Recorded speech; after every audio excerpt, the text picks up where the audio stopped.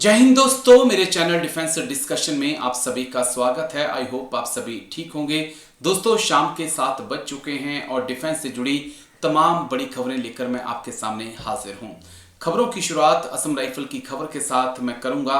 Assam rifle को बदनाम करने की सोशल मीडिया पर एक भरपूर कोशिश चल रही है और इस कोशिश को नाकाम करना आपके लिए और हमारे लिए जरूरी है।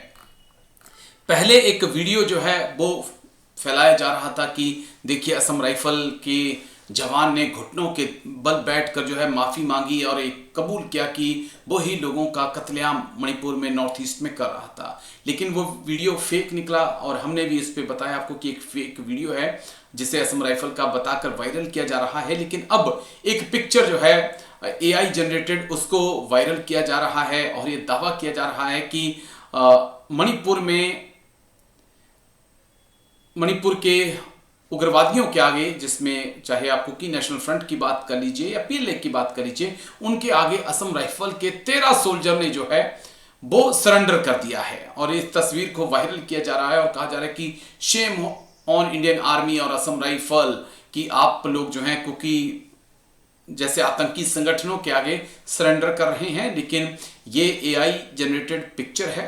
ऐसी कोई खबर नहीं है कि कहीं पर भी इंडियन आर्मी या असम राइफल के जवानों ने कोई सरेंडर किया है। सरेंडर करना हमारा काम नहीं है, सरेंडर करना पाकिस्तान की आर्मी का काम है। चाहे फिर वो 1971 वॉर की बात हो या फिर क्रिकेट मैच की बात हो या फिर बलूचों के आगे और तालिबानियों के आगे अगर सरेंडर किसी ने किया है तो वो पाकिस्तान की आर्मी है जो अपनी पेंटें खोलकर भाग जाती है। चलिए दोस्तों, आगे बढ़ते हैं। ये खबर भी मणिपुर से है और असम राइफल से ही जुड़ी हुई है। दरअसल असम राइफल को खुफिया सूचना मिली थी जिसके आधार पर जो है mobile vehicle check post Assam rifle ने लगाई और थोड़ी देर बाद जो है वहां पर एक ट्रक आता हुआ दिखाई पड़ा जिसे असम राइफल के जवानों ने रोका। जब उस ट्रक की छानबीन की गई तो उसके अंदर गुडान गरम के जो सिगरेट हैं उसके 23 कार्टन्स और 65 कार्टन्स जो हैं वो माउंट बैरियंस सिगरेट्स के मिले हैं और दोनों की कीमत लगभग 2.9 करोड़ है। ये भारत में नहीं मिलती हैं, ये फॉरेन की सिगरेट्स हैं और अवैध रूप से जो है इन्हें भारत लाया जाता है, बेचा जाता है और मोटी कमाई की जाती है। तो बड़ी सफलता असम राइफल के हाथ लगी है मणिपुर में कांगपोक्वी में, जहां पर गाड़ी में भरकर लगभग 88 के आसपास जो हैं कार्टून्स जो हैं सिगरेट के लाए जा रहे थे, उन्हें असम राइफल ने रिकवर किया है। चलिए दोस्तों, आगे बढ़ते हैं। कानपुर से खबर आपको दिखाएंगे जहां पर एक रिटायर्ड फौजी ने पहले घर में अपनी लाइसेंसी बंदूक से अपनी पत्नी को गोली मारी, फिर बेटे को गोली मारी और खुद जाकर फिर रेलवे ट्रैक पर वो सो गए, जिसके बाद उनकी भी मौत हो गई। एक साथ एक घर में 3 मौतों से कई सवाल उठे हैं कि इसके पीछे क्या कारण हो सकते हैं। लेकिन इस खबर ने पूरे कानपुर में जो है दहशत मचा रखी है कि एक रिटायर्ड फौजी ऐसा कैसे कर सकता है। रिपोर्ट देखिए दोस्तों। कानपुर से एक बेहद चौंकाने वाली खबर सामने आई है जहां पर एक रिटायर्ड फौजी ने अपनी पत्नी और नाबालिग बेटे की लाइसेंसी बंदूक से गोली मारकर हत्या कर दी है। कानपुर के सेन पश्चिम पारा थाना क्षेत्र के बखरिया गांव में सोमवार को रिटायर्ड फौजी चेतराम पासवान ने अपनी पत्नी सुनीता और नाबालिग बेटे की लाइसेंसी बंदूक से गोली मारकर हत्या कर दी। वारदात को अंजाम देने के बाद चेतराम अपनी मोटरसाइकिल से कथोगर इमलीपुर रेलवे अंडरपास पे पहुंचा और मालगाड़ी के सामने लेटकर अपनी जान दे दी। पुलिस को सुबह करीब 7:30 बजे रेलवे ट्रैक पर शव मिलने की सूचना मिली, जिसके बाद मृतक की शिनाख्त हुई। जब पुलिस उसके घर पहुंची तो वहां पत्नी और बेटे के खून से लथपथ शव बरामद हुए। अब ऐसा क्या हुआ, क्यों फौजी ने इतना बड़ा कदम उठाया, ऐसा सवाल है जिसका जवाब फिलहाल नहीं मिल पा रहा है। सोमवार की सुबह पुलिस को मिली सूचना कि एक व्यक्ति ने ट्रेन के नीचे आकर आत्महत्या कर ली है। जेब से मिले आधार कार्ड और मोटरसाइकिल के कागजों से मृतक की पहचान चेतराम के तौर पे हुई। पुलिस जब सूचना देने उसके घर पहुंची तो नजारा खौफनाक था। घर का दरवाजा बाहर से खुला हुआ था और कमरे के अंदर सुनीता, जिनकी उम्र, उनकी पत्नी उम्र लगभग 40 साल, और बेटा दीप की लाशें पड़ी हुई थी। पास ही एक डबल बैरल बंदूक भी मिली जिससे हत्या को अंजाम दिया गया था। रिटायर्ड फौजी ने इतना आत्मघाती कदम क्यों उठाया, इसके कारण अभी सामने नहीं आ पाए हैं। शुरुआती जांच में इसे पारिवारिक कलह से जोड़कर देखा जा रहा है। चेतराम ने अपनों को मौत के घाट उतारा, फिर खुद भी दुनिया को छोड़ दिया, लेकिन ऐसा क्यों हुआ? पुलिस ने तीनों शव को कब्जे में लेकर पोस्टमार्टम के लिए भेज दिया, लेकिन एक फौजी ने ऐसा क्यों किया, क्या इसके पीछे की वजह होगी, अभी साफ नहीं है। फिलहाल ये बहुत, यानी कि एक घर में 3 शव मिलने के बाद जो है ना, पूरे इलाके में दहशत का माहौल बना हुआ है। और बड़ा सवाल यही है कि रिटायर्ड फौजी ने ऐसा क्यों किया? घर में ऐसा क्या हो रहा था कि उसने अपनी पत्नी और बेटे की जान लेकर खुद भी अपनी जान दे दी?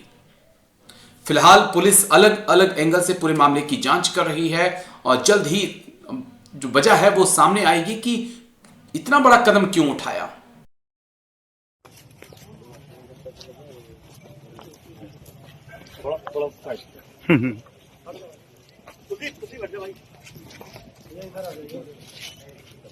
भैया हाँ किधर आ जाए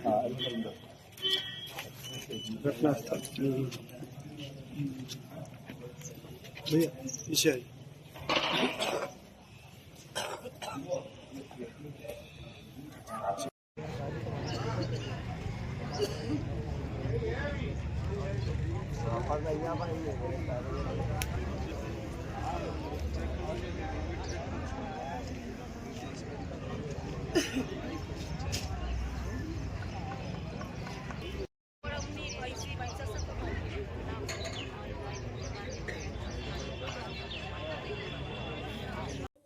सर जय हिंद। मेजर जनरल राजन कोचर सर, जय हिंद। बहुत बहुत शुक्रिया समय देने के लिए।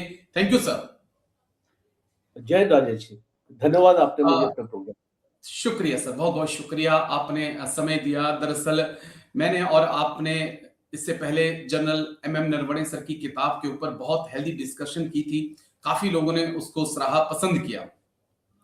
लेकिन अब जो जानकारियां आ रही हैं, सरकार चाह रही है कि एक ऐसा विधेयक लाया जाए कि आर्मी जनरल्स या कर्नल्स रिटायर्ड होने के 20 साल तक जो है किताब ना लिख पाए, 20 साल के बाद उनकी किताब पब्लिश हो।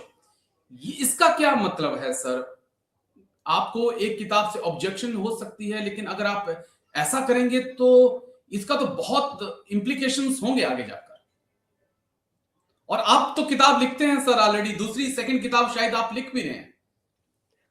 मैं लिख रहा हूँ, शायद वो पब्लिश ना हो। तो बिसाइड्स दैट देखिए, एक लार्जर इशू है ये। हमारी किताब इतनी इम्पोर्टेंट नहीं है या किसी और की किताब इम्पोर्टेंट नहीं है। एक लार्जर इशू है गवर्नमेंट पॉइंट ऑफ व्यू से। बात अगर इसको करते हैं, पहली बार तो गवर्नमेंट एक आपका ऑफिशियल सीक्रेट्स एक्ट है 1923 का शायद, और वो जो आपका ऑफिशियल सीक्रेट्स एक्ट है, मुझे लगता है कि उसको एक बार रिव्यू करने की जरूरत है, बिकॉज ये बहुत पुराना एक्ट है।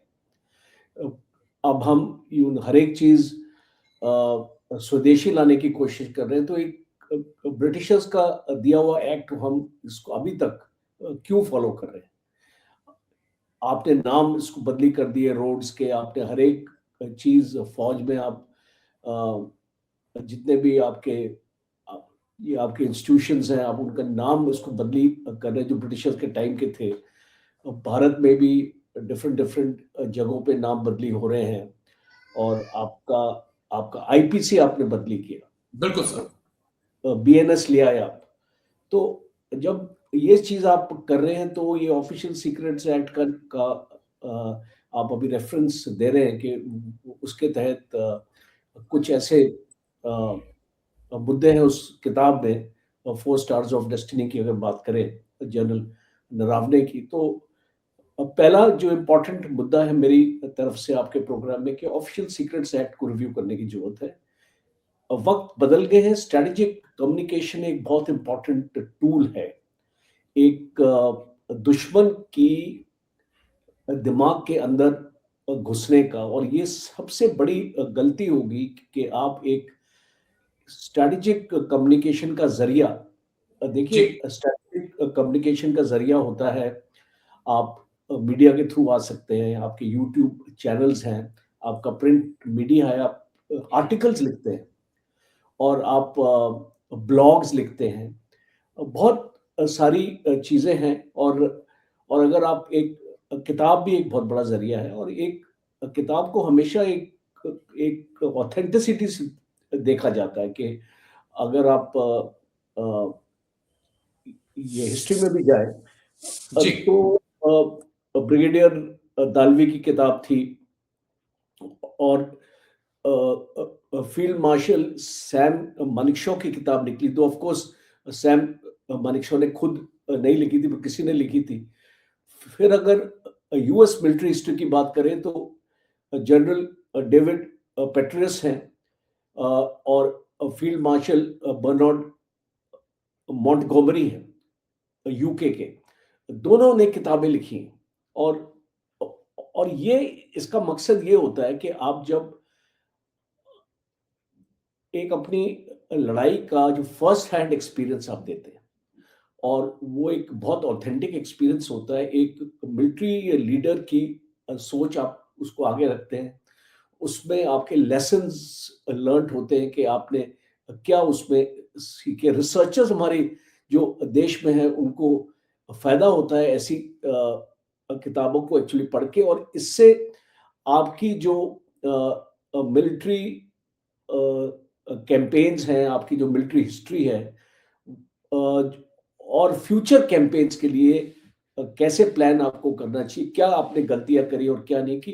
क्योंकि ज़्यादातर मैंने देखा है हमारी भारत में, बिकॉज़ हमारी कुछ ऐसी अभी इसको यूके और यूएसए में ये इतना अंकुश नहीं है इन चीज़ों के ऊपर, बट हम इसको एक क्लासिफाइड दायरे में लेके आ जाते हैं। जब भी कोई भी मिलिट्री का जो ये होता है वो एक क्लासिफाइड दायरे में, और मैं आपको एक एक बहुत इंटरेस्टिंग किस्सा आपको बताता हूँ। You when I was a colonel, तो जब हम एक लॉजिस्टिक्स के ऊपर हम अ, एक एक हम एक्सरसाइज कर रहे थे, उसमें हम देख रहे थे कि हमारे पास क्या-क्या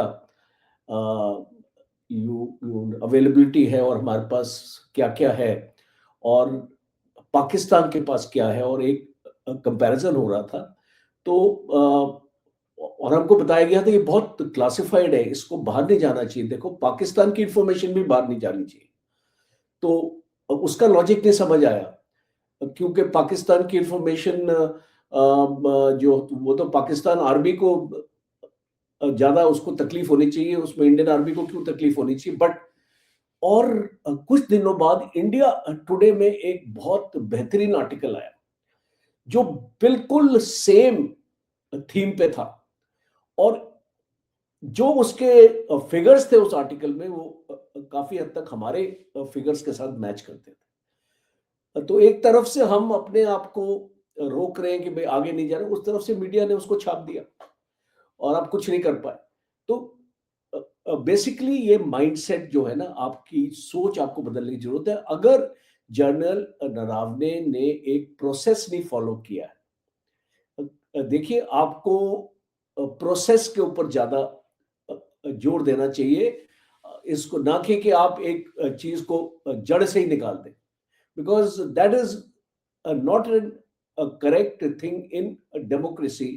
और आपका आर्टिकल 19 ऑफ द कॉन्स्टिट्यूशन में चाहता हूं लोग उसको पढ़ें, और article 19 of the constitution says that every citizen of India has a freedom of expression, जी। और वो अपनी सोच और अपना ये अपने एक्सपीरियंसेस शेयर कर सकता है प्रिंट मीडिया में, आपका यूट्यूब में, अदर थिंग।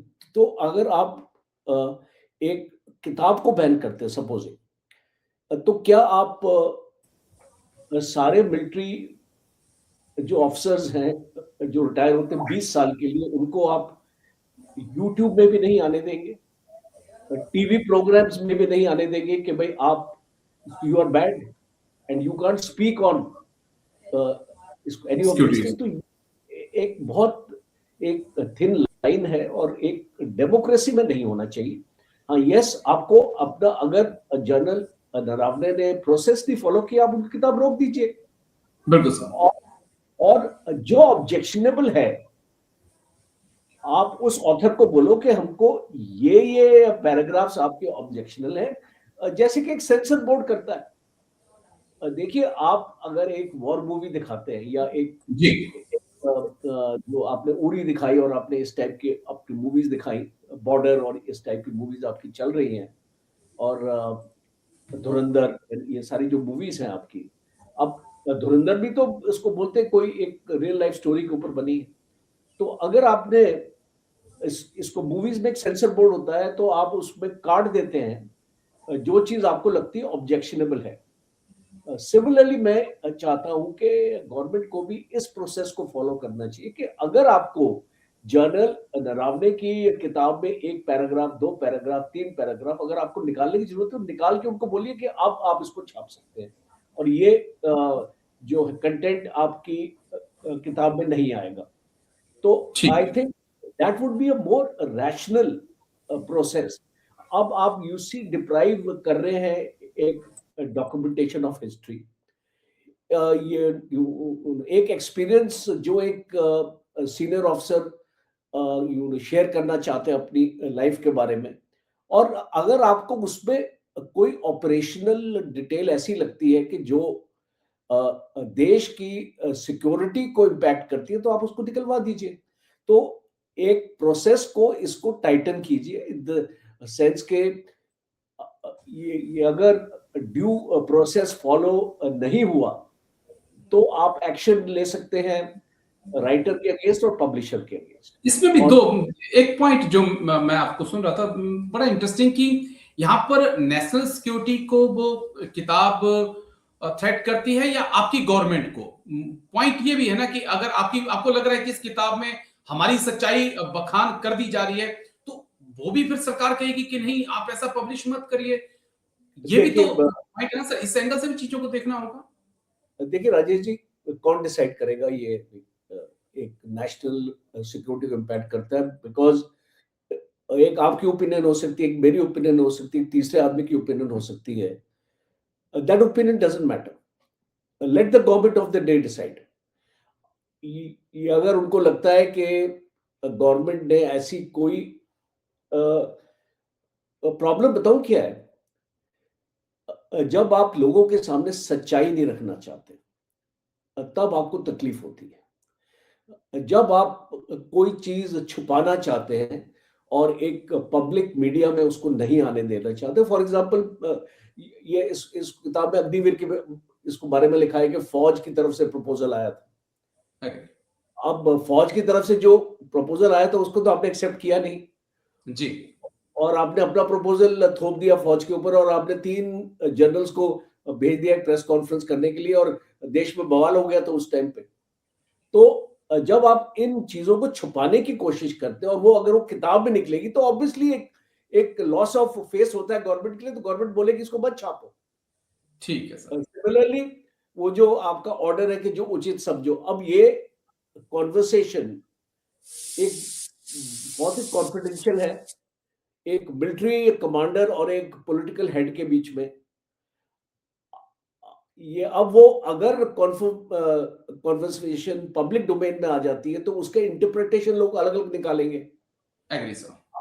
इस गवर्नमेंट एक्चुअली बोलेगी कि हमने तो फौज के ऊपर छोड़ दिया था, फौज एक्शन लेगी, बट उसका लार्जर कॉन्टेक्स्ट ये भी था कि इससे पहले भी आपने फौज को एक आदेश दिया था कि चाइना के ऊपर आपने फायर नहीं करना जब तक दिल्ली से परमिशन ना मिले, और इसीलिए आर्मी चीफ आपके पास गया था। नहीं तो आर्मी चीफ को उसको जरूरत क्या, जब दुश्मन अंदर घुसने की कोशिश कर रहा है तो आप उसको निकालेंगे ना वहां से, या उसको अंदर आने देंगे? बिल्कुल सर। तो that is why General Naravne went back to the political boss कि सर बताइए, बिकॉज आपने ऑर्डर दिया था फायर नहीं करना, अब तो ये घुस रहे अंदर आ रहे हैं, तो इसको मुझे तो कुछ करना पड़ेगा। तो ये उनको बताया कि जो आपको उचित लगे आप कीजिए। तो ये इसमें गलत क्या था मुझे बताइए? अगर आपके पॉलिटिकल बॉस ने बता भी दिया कि जो उचित आप कीजिए, तो आप कीजिए जो उचित है। बिल्कुल। बिकॉज अभी आप बॉल आपकी कोर्ट में है, तो आप निकालिए उनको वहां से। तो जी। और उसको निकाला गया और एक करेक्ट एक्शन लिया गया जनरल नरवणे की तरफ से। तो वो चीज एक आपका मुद्दा अलग है, बट बिल्कुल ये बोलना कि आप 20 साल के लिए बैन कर देंगे, आई थिंक ये ठीक नहीं है, क्योंकि एक चीज और भी बस मैं लास्ट में जोड़ दूं कि अगर आप, जहां तक मुझे पता है कि 60 के आसपास हमारे जनरल साहब रिटायर्ड होते हैं, और अगर वो किताब लिखते हैं 20 साल का इंतजार करेंगे तो 80 साल जब उनकी उम्र हो जाएगी तब वो पब्लिश होगी। तब तक कौन इस दुनिया में रहेगा कौन नहीं रहेगा भगवान जाने। देखिए राजेश जी, जब तक तो उसको डिमेंशिया हो जाएगा, बिल्कुल उनको तो सही। याद भी नहीं रहेगा कि, और वो जो 20 साल पुरानी खबर है उसका रेलेवेंस क्या होगा मुझे बताइए। नहीं रहेगा। वो कुछ भी मैं लिख दूं 20 साल के बाद उसका कोई मतलब ही नहीं। आज लोग हर एक डिस्कशन में नेहरू को उसको बीच में ले आते। भाई आप उसको बताइए आप क्या कर रहे हैं। ठीक है, जो नेहरू ने किया वो गलत था, सही था, दैट इज हिस्ट्री। अब हर एक डिस्कशन में नेहरू को लाना और फिर वो आप एक्सपेक्ट करते ऑपोजिशन अब उसका जवाब देगा because Nehru was from the Congress party. तो I think this is all not good politics, I will say that. बहुत लोग मैंने इसको फौजी अपने ग्रुप्स में देखे, जब इसको मैंने पोस्ट किया था तो इसको बहुत लोगों ने बोला था नो नो इसको Nehru must be taken to task. अरे भाई वो तो इस दुनिया में नहीं रहे, अब क्या टेकन टू टास्क करोगे आप उसका? इसको क्या उखाड़ लोगे? इसको नेहरू का क्या उखाड़ लोगे आज की डेट में? तो पॉइंट ये है कि इसको लोग एक ब्रेन वॉश एक्चुअली ऐसे लगता है मुझे हो चुके हैं, और बिल्कुल अंधे भक्त की तरह आप एक नेहरू का नाम इसको बार बार लेके आते हैं। उसको छोड़ दीजिए, आप इसकी बात कीजिए कि आपने कारगिल से क्या सीखा, आपने गलवान से क्या सीखा। और चाइना जो आके बैठा हुआ है अभी, आपका इतना आपका एरिया उसने कैप्चर कर लिया, उसके बारे में आपका क्या उसका प्लान है? आपने तिब्बत की बात करी जी, नेहरू ने उसको तिब्बत इसको चाइना को दे दिया। अभी आपने क्या कर लिया, जब आपके पास चाइना इधर आके बैठ गया, आपने उसको अलाउ क्यों किया बैठने के लिए? और उसको इवेक्ट करने के लिए आपका क्या प्लान है? तो ये जब आप छुपा के रखेंगे इंफॉर्मेशन, जब ये चीज ओपन डोमेन में नहीं आएगी तो लोग सवाल उठाएंगे इसके ऊपर। काफी सीनियर ऑफिसर्स ने, वेटरन्स ने, मैं उनका नाम नहीं लेना चाहता हूं, इसके ऊपर आर्टिकल्स लिखे इस सलमान के ऊपर, उसको बताया गया है। और खासतौर पे 2 लेफ्टिनेंट जनरल्स के आर्टिकल्स बहुत इसमें रेलेवेंट है। पूरे इसको फैक्ट्स एंड फिगर्स है। एक आईपीएस ऑफिसर ने इसको ओपनली इसको लिखा था that there are 26 patrolling points जहां पे इंडियन आर्मी जा सकती थी पर अभी नहीं जा पा रही है। तो I would like to know कि अगर आपने कोई एग्रीमेंट उनसे किया है 2024 में या 23 में, जो भी एग्रीमेंट हुआ था, कितने पेट्रोलिंग पॉइंट्स हैं अभी जहां पे हम नहीं जा पा रहे? ये इंफॉर्मेशन भी इसको एक पब्लिक को देनी चाहिए कि बताने के लिए कि आपने अभी क्या स्टेप्स लिए हैं चाइना को एलएसी में कंटेन करने के लिए। बिकॉज जब तक आप एक ऑथेंटिक डिस्काउंट एक ऑथेंटिक डिटेल इसके बारे में नहीं देंगे, लोगों को नहीं एहसास होगा कि जो सिचुएशन आज की क्या है। और फिर इसका ऑपोजिशन फायदा उठाती है और इसको बार बार ऑपोजिशन इस इशू को रेक करती है और आप फिर उसको बोलते हैं कि नहीं ये झूठ बोल रहा है। तो आप झूठ बोल रहे हो। क्या ही बताइए ना पूरा- आप। सर जय हिंद, मेजर जनरल राजन कोचर सर, जय हिंद, बहुत बहुत शुक्रिया समय देने के लिए। Thank you sir. जय राजेश जी, धन्यवाद आपने अ, मुझे अपना प्रोग्राम। शुक्रिया सर, बहुत बहुत शुक्रिया, आपने समय दिया। दरअसल मैंने और आपने इससे पहले general M M Naravane sir की किताब के ऊपर बहुत हेल्दी डिस्कशन की थी। काफी लोगों ने उसको सराहा, पसंद किया।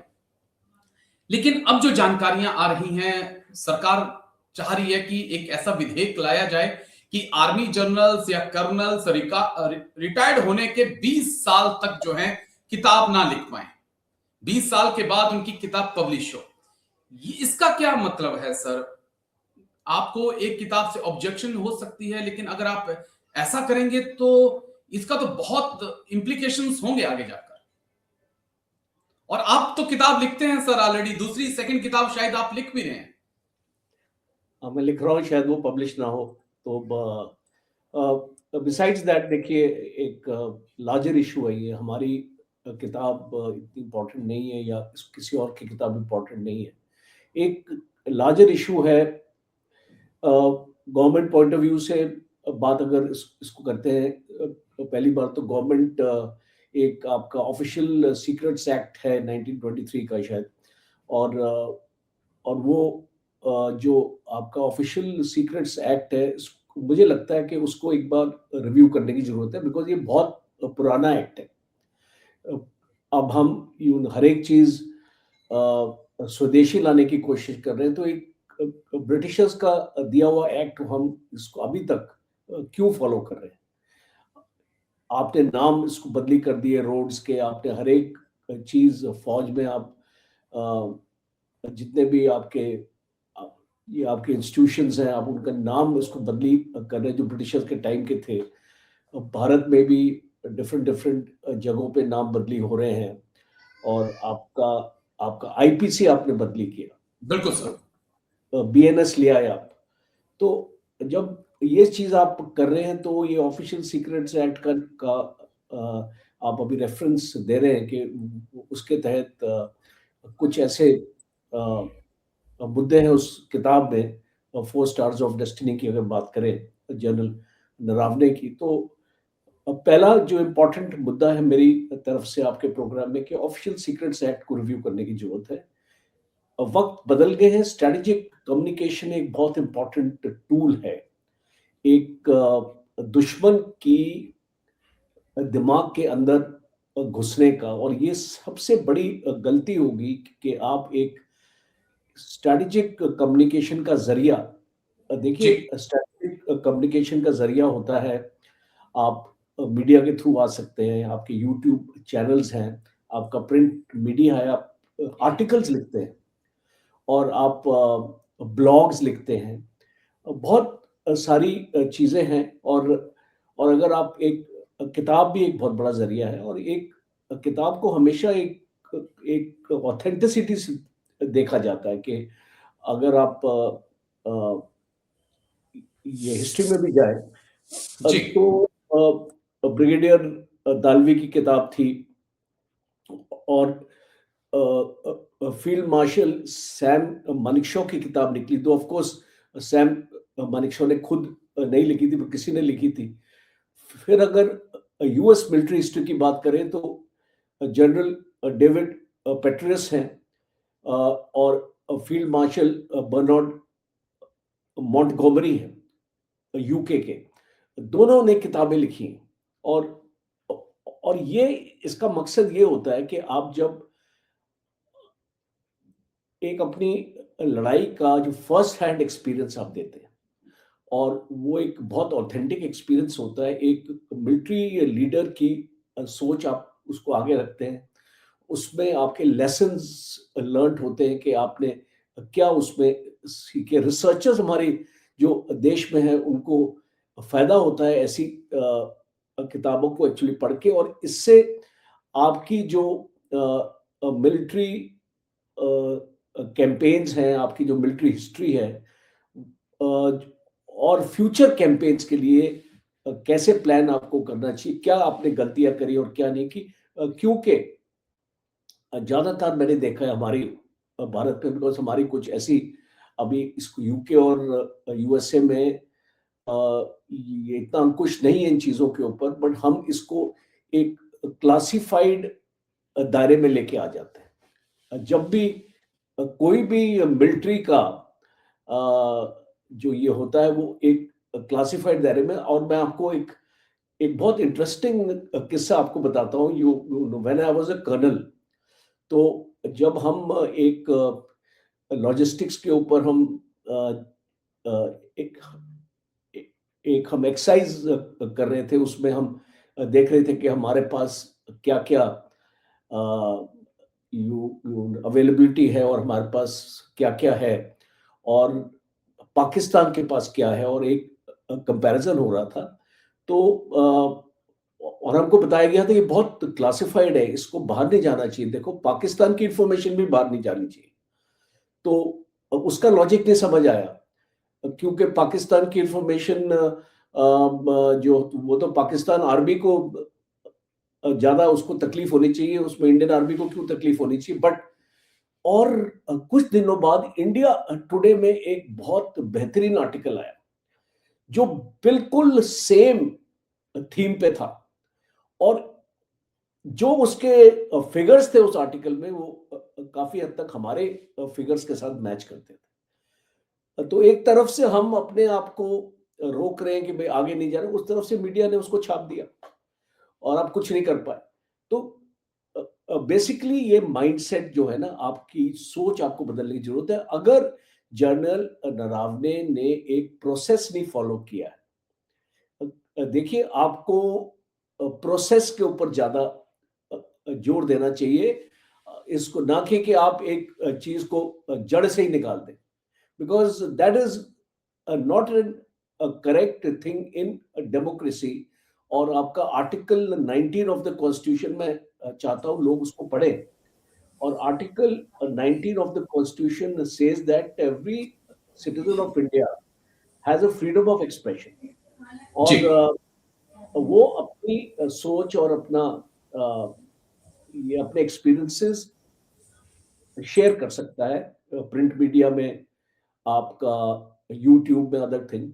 तो अगर आप एक किताब को बैन करते हैं सपोज, तो क्या आप सारे मिलिट्री जो ऑफिसर्स हैं जो रिटायर होते हैं 20 साल के लिए, उनको आप यूट्यूब में भी नहीं आने देंगे, टीवी प्रोग्राम्स में भी नहीं आने देंगे कि भाई आप you are bad and you can't speak on any of this thing. तो एक बहुत एक थिन लाइन है और एक डेमोक्रेसी में नहीं होना चाहिए।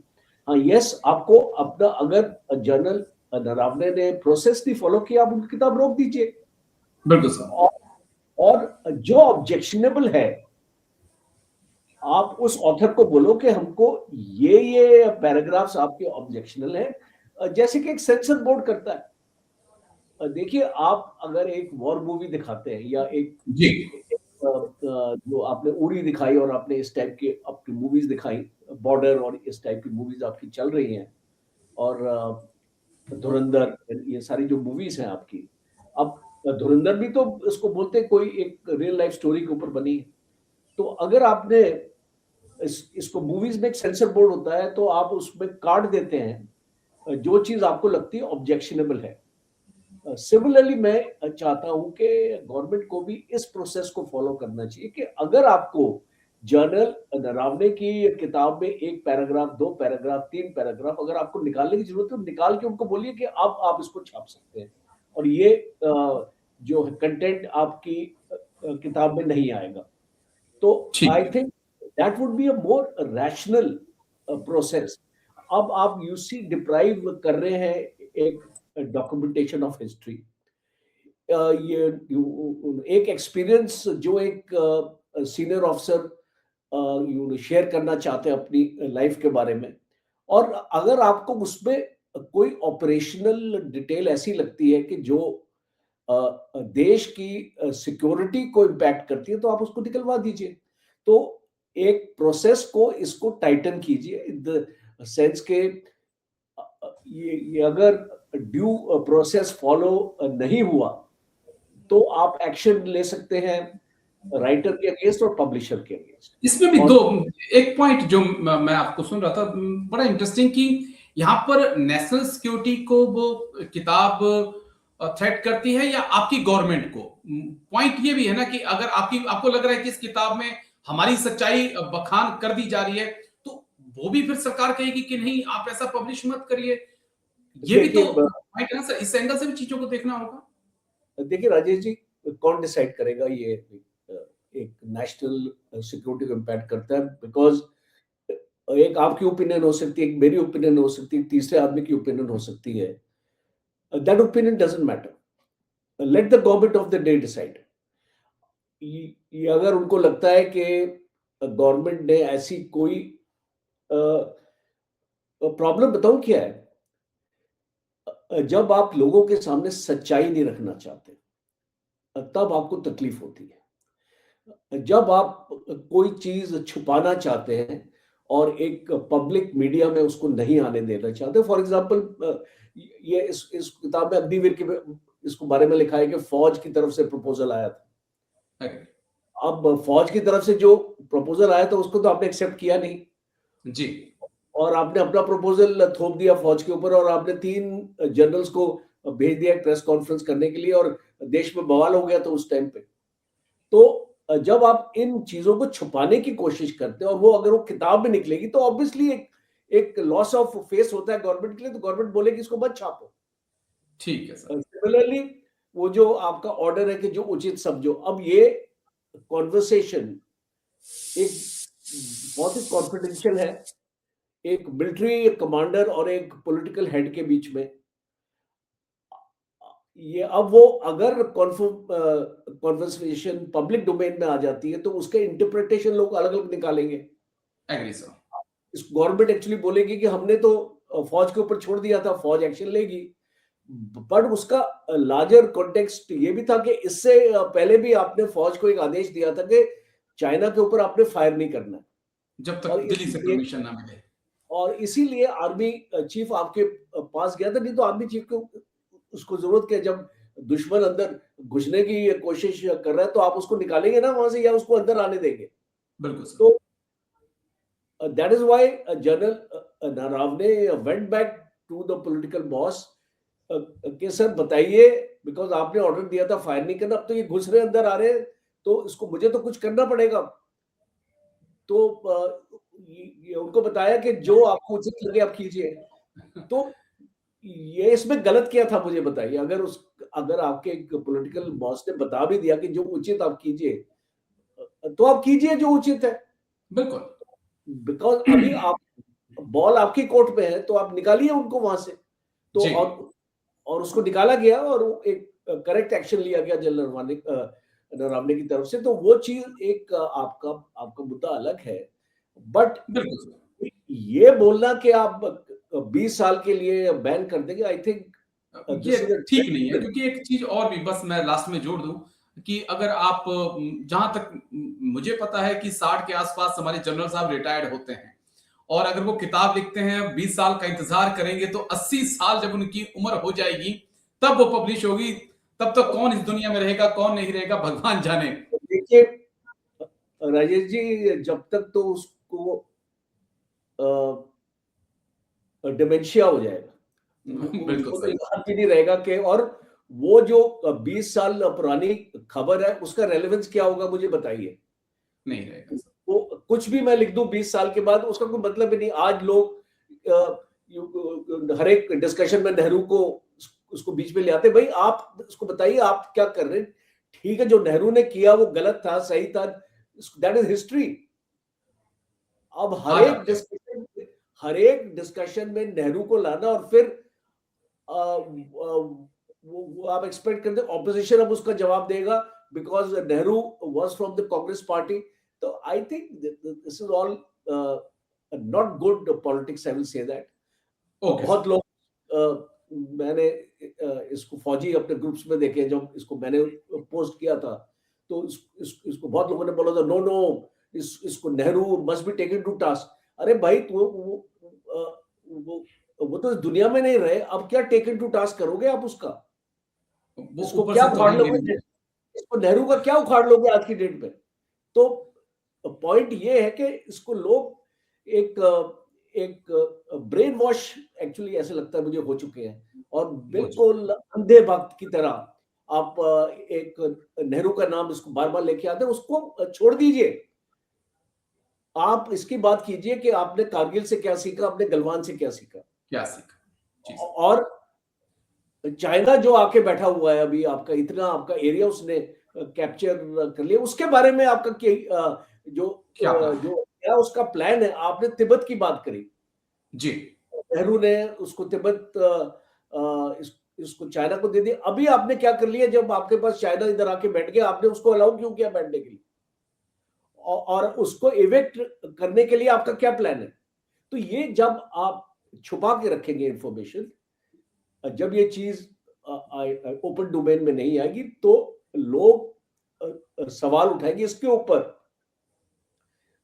काफी सीनियर ऑफिसर्स ने, वेटरन्स ने, मैं उनका नाम नहीं लेना चाहता हूँ, इसके ऊपर आर्टिकल्स लिखे हैं। Agree sir. इस सलमान के ऊपर उसको बताया गया है और खासतौर पे 2 लेफ्टिनेंट जनरल्स के आर्टिकल्स बहुत इसमें रेलेवेंट है। पूरे इसको फैक्ट्स एंड फिगर्स है। एक आईपीएस ऑफिसर ने एक इसको ओपनली इसको लिखा था that they are 26 patrolling points जहां पे जहाँ इंडियन आर्मी जा सकती थी पर अभी नहीं जा पा रही है। तो I would like to know कि अगर आपने कोई एग्रीमेंट उनसे किया है 2024 में या 23 में जो भी एग्रीमेंट हुआ था, कितने पेट्रोलिंग पॉइंट्स हैं अभी जहां पे हम नहीं जा पा रहे? ये तो इंफॉर्मेशन भी एक इसको एक पब्लिक को देनी चाहिए कि बताने के लिए कि आपने अभी क्या स्टेप्स लिए हैं जी, चाइना को एलएसी में कंटेन करने के लिए। बिकॉज जब तक आप एक ऑथेंटिक डिस्काउंट इसके एक एक ऑथेंटिक डिटेल इसके बारे में नहीं देंगे, लोगों को नहीं एहसास होगा कि जो सिचुएशन आज की क्या है। और फिर इसका ऑपोजिशन फायदा उठाती है और इसको बार जी, बार ऑपोजिशन इस इशू को रेक करती है और आप फिर उसको बोलते हैं कि नहीं ये झूठ बोल रहा है। तो झूठ आप बोल रहे हो। सच्चाई बताइए ना पूरा आप।